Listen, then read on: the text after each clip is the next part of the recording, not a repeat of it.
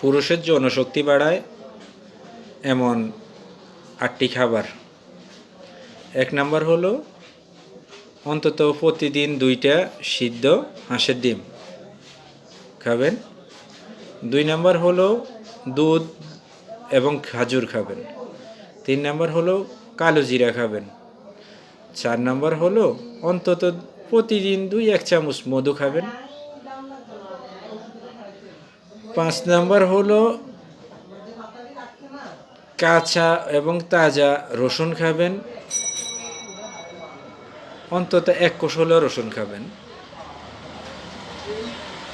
6 number হলো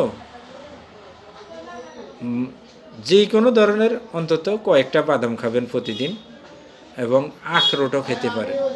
7 number হলো প্রতিদিন অন্তত একটা কলা খাবেন। 8 নাম্বার হলো